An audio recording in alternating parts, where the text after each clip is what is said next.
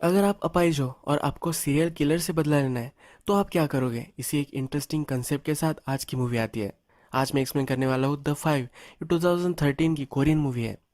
ये एक revenge thriller है। तो चलिए शुरू करते हैं। मूवी स्टार्ट होती है और हमारा मेन कैरेक्टर एना हमें दिखती है। एना के जॉब पर वो होती है। एना का जॉब जो होता है, इसमें वो ब्लॉक्स गिरा कर अलग अलग डिजाइन बना सकती है। वो टीवी कंपनी के लिए ये सब करती है। अब हमें एना की फैमिली दिखती है। इसमें इसकी डॉटर और इसका हस्बैंड है। ये जो फैमिली है, इन्होंने अभी अभी घर बाय किया है। इसको अच्छी तरह से मदर एंड डॉटर पेंट करते हैं। इस पर अपना नाम लिखते हैं। होम स्वीट होम का बोर्ड लगाते हैं। अपने एक ब्यूटीफुल लाइफ की शुरुआत एक नए घर में वो करने वाले होते हैं। अब नेक्स्ट में हमें एक आदमी स्ट्रीट से जाता हुआ दिखता है। वो एक सुनसान जगह आता है।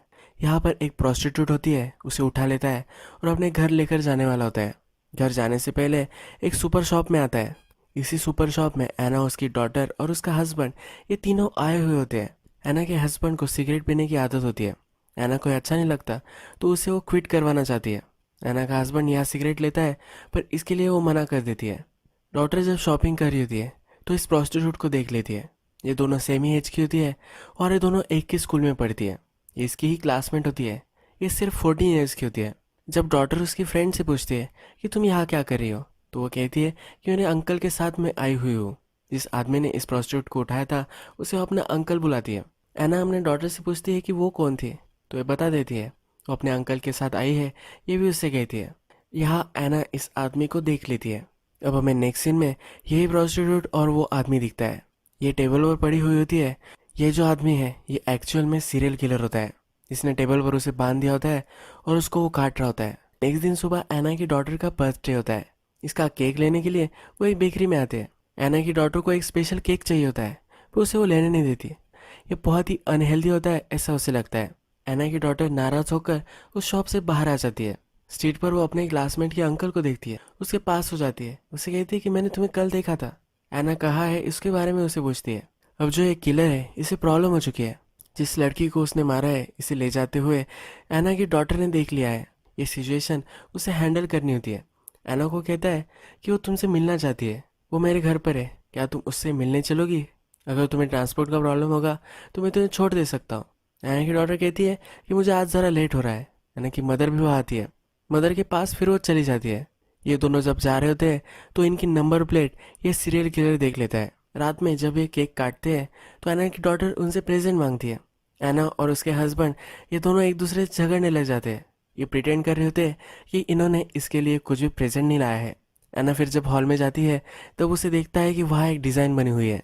एना ने बॉक्स की ट्रिक की होती है। ये ट्रिक जब खत्म हो जाती है तो इसके लास्ट में एक अच्छा सा मोबाइल होता है।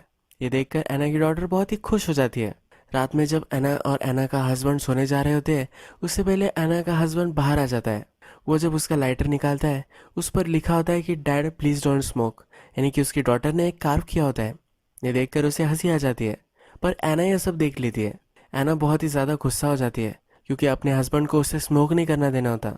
एना गुस्से गुस्से में ही शावर में चली जाती है। उसे कुछ आवाज़ें सुनाई देती है। जब वो बाहर आती है और पानी पीती है, तब किलर उसके पीछे खड़ा हुआ होता है। ये हॉल में देखती है तो उसका हस्बैंड और उसकी डॉटर दोनों घायल पड़े हुए हैं। ये किलर फिर उसको भी जख्मी कर देता है। ये अलार्म बजाने की कोशिश करती है, पर ये कर नहीं पाती। इसके बाद एना हमें डायरेक्टली हॉस्पिटल में दिखाई गई है। एना का ब्लड टाइप RH O होता है। डॉक्टर जब ये देखता है तो कहता है कि बहुत ही कम लोगों का होता है, यानी कि जो ब्लड एना को लगने वाला है वो भी कम ही अवेलेबल होगा। डॉक्टर जो होता है, इसका अलग एजेंडा इसके पीछे होता है। एक्चुअल में डॉक्टर की बेटी भी इसी हॉस्पिटल में एडमिट हुई होती है। इसकी बेटी का भी ब्लड ग्रुप यही होता है, पर इसकी बेटी बहुत ही ज़्यादा सिक होती है। इसे ऑर्गन ट्रांसप्लांट की ज़रूरत होती है। जब प्रेस कॉन्फ्रेंस चलती है तो डॉक्टर से पूछा जाता है कि क्या ये बच सकती है। उसके मन में ज़रा कन्फ्लिक्ट होती है। लास्ट में ये कह देता है कि इसके जीने के चांसेस बहुत ही कम है। रात में फिर एक इंजेक्शन लेकर एना के रूम में आता है। एना अनकॉन्शियस होती है, पर उसे सब याद आता रहता है। किलर उसके डॉटर, उसके हस्बैंड को मार रहा था, यह सब वो देख रही होती है। डॉक्टर उसके पास आकर कहता है कि मैं बहुत ही सॉरी हूँ, मुझे ये नहीं करना चाहिए, पर मेरे पास कोई ऑप्शन ही नहीं है। एना अगर मर जाती है तो उसके ऑर्गन इसकी डॉटर को मिल सकते हैं। ये इंजेक्शन उसे देने ही वाला होता है, तभी एना उसका हाथ पकड़ लेती है। ये फिर से होश में आ जाती है। एना की जीने की चाहत ये बहुत ही ज़्यादा होती है क्योंकि अब उसे बदला लेना है इस सीरियल किलर से। अब नेक्स्ट सीन में हमें दिखता है कि 2 साल गुजर चुके हैं। एना व्हीलचेयर पर है क्योंकि वो चल नहीं सकती। उसकी हेल्प करने के लिए हाइजिन नाम की उसकी एक फ्रेंड है। ये दोनों एक बेकरी में होते हैं। यहाँ एना फिर से वही केक देखती है जो उसकी डॉटर को चाहिए था। ये केक वो बाय कर लेती है। हाइजिन जो कैरेक्टर है ये बहुत ही चीयरफुल है। बेकरी के शॉप ओनर को कहती है कि आप आइज है, इसके लिए कुछ डिस्काउंट मिल जाएगा। बेकरी के शॉप ओनर को बहुत ही बुरा वो महसूस कराती है और वहाँ से अल्कोहल वो ले लेती है। ये फ्री में लेती है, इसके लिए इसे बहुत ही ज़्यादा खुशी होती है। एना जब बाहर आती है तो उसे दिखता है कि जैसे सीरियल किलर था वैसा ही दिखने वाला एक आदमी स्ट्रीट से जा रहा होता है। वो फिर अपने व्हील चेयर से आगे जाती है, उसके हाथ में चाकू होता है। उसे वो मारने वाली होती है, तभी उसका फेस वो देख लेती है। ये सीरियल किलर नहीं होता। हाइजिन और एना फिर हमें पुलिस स्टेशन में दिखते हैं। पुलिस इसे कहती है कि तुम ऐसा नहीं कर सकती। बहुत ज़्यादा कंप्लेंट्स एना के आते हैं, यह हमेशा वो करती रहती है। पुलिस कहती है कि हम तुम्हारे डॉटर के किलर को ढूंढ लेंगे। एना और हाइजिन को पुलिस जो भी बता रही होती है ये हमेशा से पता होता है। एक ही बात वो हमेशा कहते हैं तो ये उनके पीछे बोलती है। इनको पुलिस पर अब थोड़ा सा भी विश्वास नहीं होता। एना अपने घर आती है, उसे हाइजिन का साथ नहीं चाहिए होता, पर हाइजिन भी उसके पीछे पीछे उसके घर पर आ जाती है। हाइजिन गॉड पर बहुत ही बिलीव करती है। एना को भी प्रे करने के लिए वो बोलती है। एना के जो लेटर्स होते हैं ये हाइजिन के पास आते हैं। गवर्नमेंट को हाइजिन का एड्रेस उसने दिया होता है। हाइजिन फिर उसके लेटर उसे वापस कर देती है। एना को बहुत ही इरिटेटिंग लगने लग जाती है तो उसे जाने के लिए वो बोलती है। अब हमें दिखता है कि एना रात में एक लाइटर ढूंढ रही है। जो सीरियल किलर था उसने उसके हस्बैंड का लाइटर ले लिया था। अगर वो इंटरनेट पर ये सेल कर रहा होगा तो इस लाइटर को ढूंढ रही होती है। ये एक लिमिटेड एडिशन का लाइटर होता है तो इसके पास ये सब होते हैं। जब रात में एक बायर से वो बात करने लग जाती है तो उस लाइटर के बारे में पूछती है। वो पूछती है कि क्या उस पर कुछ कार्विंग्स वगैरह है। वो कहता है कि हाँ, उस पर डोंट स्मोक डैड ये लिखा हुआ है। ये अब चौकन्ना हो जाती है। ये मैसेज जहाँ से आ रहे हैं इसका आईपी एड्रेस वगैरह सब लिख लेती है। ये इसे मिलने के लिए बुलाना चाहती है, पर जो सेल करने वाला होता है ये इस कन्वर्सेशन से एग्जिट कर लेता है। एना फिर रात में एक सुनसान जगह पर हमें दिखाई गई है। वो कुछ पैसे गुंडों को देती है और वो गन बाय करना चाहती है। ये अकेली है और व्हील चेयर पर है, इसलिए गुंडे वापस आते हैं, इसे मारते हैं और उनकी गन भी वापस ले लेते हैं। एना इसके लिए कुछ भी कर नहीं पाती। रात में हाइजिन फिर से एना के पास आती है। जो केक उन्होंने बाय किया था अब वो इसे लाइट करते हैं। हाइजिन फिर एना को समझाती है, ये जो मैं प्रेयर करती हूँ ये सिर्फ मेरे लिए करती हूँ। हाइजिन को ब्रेस्ट कैंसर था। उसका पति जो था इसे छोड़कर चला गया था। ये बहुत ही पेन में है और इसे जीने के लिए सिर्फ 3 महीने हैं। ये कहती है कि प्रेयर करने से मुझे बहुत अच्छा लगता है। वो एना को भी कहती है कि अभी भी तुम्हारे पास बहुत सारी चीज़ें हैं जिसके लिए तुम ग्रेटफुल हो सकती हो। तुम्हारे ऑर्गन से तुम्हारी बॉडी है ये हेल्दी है। तुम पैरालाइज्ड हो पर इससे ज़्यादा कुछ फर्क नहीं पड़ता। तुम गॉड को इन सब चीज़ों के लिए अभी भी थैंकफुल हो सकती हो। एना फिर इंटरनेट पर ऑर्गन डोनेशन के बारे में सर्च करती है। एक सुबह जिस डॉक्टर ने उसे मारने की कोशिश की है उसे वो बुलवाती है। उससे कहती है कि मुझे लिस्ट चाहिए, जिन लोगों को ऑर्गन चाहिए इन सब लोगों की मुझे लिस्ट चाहिए। वो कहती है कि मुझे 5 लोग चाहिए। इसमें पहला जो है ये किसी के भी घर में घुस सकता है और चीज़ें बना सकता है, ऐसा कोई चाहिए। दूसरा हैकर चाहिए। तीसरा किसी को भी मार सकता है, पुलिस का बैकग्राउंड जिसका होगा वैसा एक आदमी चाहिए। एक डॉक्टर उसे चाहिए और ये 5 ही होती है। इसलिए इस मूवी का नाम द 5 है। डॉक्टर से पूछता है कि इसके बदले में मुझे क्या मिलेगा। ये कहती है तुम्हारी डॉटर को ऑर्गन चाहिए, मैं उसे लाइफ दे सकती हो। यानी ये एना अपने आप को मार देगी और ये उसके ऑर्गन निकाल कर अपने बेटी को लगा सकता है। ये जो बाकी 3 लोग हैं इन्हें भी ऑर्गन्स चाहिए तो अपने ऑर्गन्स इन्हें देने वाली होती है। इसका प्लान होता है इन सब लोगों की हेल्प लेकर अब वो सीरियल किलर को मारने वाली होती है। अब एना को ये जो लोग लगने वाले हैं ये सब दिखाए जाते हैं। इसमें से पहला जो है ये पुलिस के बैकग्राउंड वाला है। इसकी वाइफ बीमार होती है और उसे ऑर्गन लगने वाला होता है। उसकी वाइफ की जो हालत है इसके लिए उसको ही वो ब्लेम करती है। ये उसका हमेशा ख्याल रखता है। नेक्स्ट कैरेक्टर जो है ये गैंग के लिए काम करती है। ये एक हैकर होती है। इसकी मदर के ऑपरेशन के लिए इसे ऑर्गन लगने वाला होता है।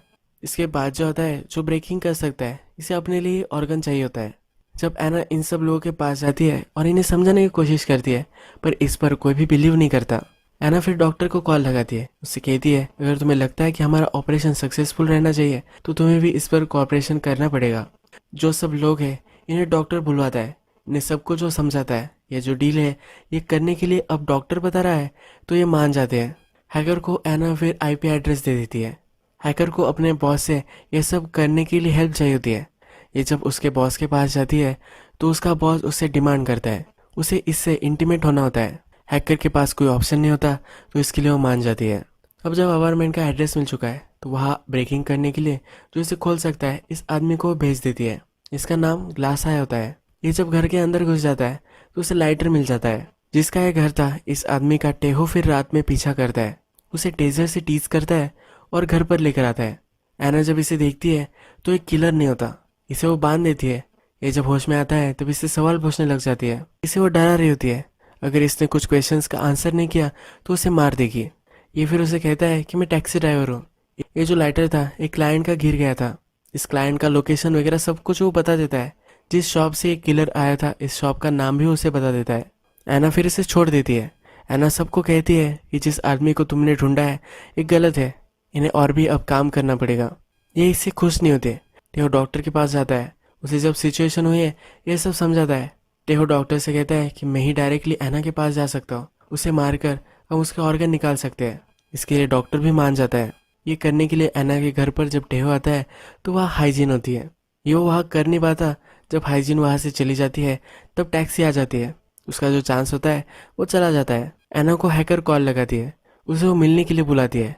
एना जब वहाँ जाती है तो हैकर का बॉस भी उसके साथ होता है। हैकर अपने बॉस की हेल्प लेकर एना के ऑर्गन्स निकालने वाली होती है। इसका बॉस जो होता है ये बहुत ही घटिया होता है। इसका अलग ही प्लान होता है।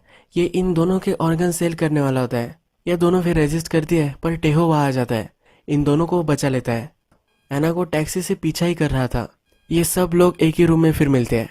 जो सब सिचुएशन अब हो गई है इस पर वो डिस्कस करते हैं। एना फिर उन्हें एक गोली दिखाती है। वो कहती है कि अगर मैंने एक गोली ले ली तो मेरे सब ऑर्गन्स खराब हो जाएंगे, ये किसी को भी काम में नहीं आएंगे। अगर मुझे फिर से तुमने मारने की कोशिश की तो मैं ले लूँगी। वो फिर उन्हें उसके पुराने घर पर लेकर आती है। इस सीरियल किलर ने कैसे उसके हस्बैंड और उसकी डॉटर को मारा है ये सब उन्हें कहती है। इन सब को बहुत ही बुरा लगता है और इसे पूरी तरीके से मदद करने के लिए वो रेडी हो जाते हैं। ड्राइवर ने एना को सीरियल किलर को उसने कहाँ छोड़ा था इसका पता दे दिया था। जिस शॉप में वो गया था इसे वो भी मालूम है। हैकर की मदद से वहाँ से वो कस्टमर बेस निकाल लेती है। हर नंबर पर वो कॉल करती है। इसमें से एक नंबर हैकर का होता है। जब उसे कॉल करती है तो उसका आवाज़ पहचान लेती है। इसके बाद नेक्स्ट सीन में हमें सीरियल किलर दिखता है। एक और दूसरी लड़की को उसने अपने घर पर लाया हुआ होता है। इस लड़की को पता चल जाता है ये कुछ गलत उसके साथ करने वाला है। वो वहाँ से भागने की कोशिश करती है। इसे पकड़ लेता है, इसे वो मार देता है। जिस लड़कियों को मारता है इन्हें वो छोटी सी डॉल में कन्वर्ट कर देता है। ये इन्हें कहता है कि अब तुम फिर से बॉर्न होगी और बहुत ही ब्यूटीफुल बन जाओगे।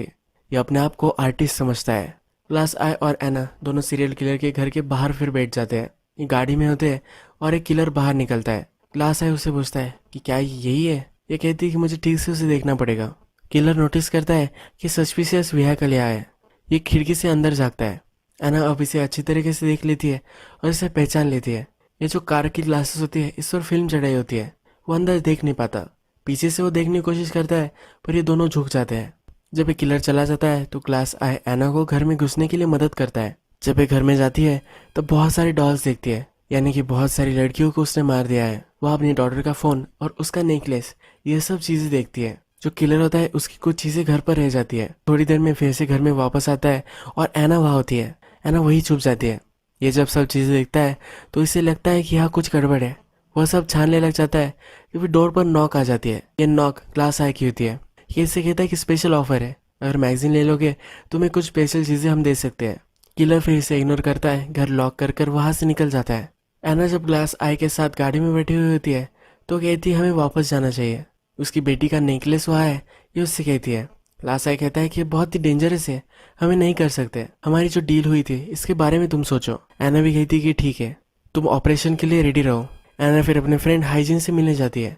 हाइजीन हमेशा अपने घर पर उसे डिनर के लिए बुलाती है पर एना कभी भी उसके घर नहीं जाती। तो अब वो मरने वाली है तो इससे पहले वो हाइजीन के घर जाकर खाना खाना चाहती है। जब ये खाना खा रहे होते हैं तो हाइजीन को पता चल जाता है कुछ ना कुछ तो गड़बड़ यहाँ है। वो एना को बोलती है कि जो रिवेंज होता है ये करने से पहले बहुत ही स्वीट लगता है, पर जब तुम रिवेंज ले लेते हो तो पूरी लाइफ तक तुम्हें हंट करता रहता है। तुम मरने के बाद फिर हेल में चली जाती हो। एना कहती है कि वैसे भी मेरी लाइफ हेल ही है, जो मैं महसूस कर रही हूँ ये कुछ हेल से कम नहीं है।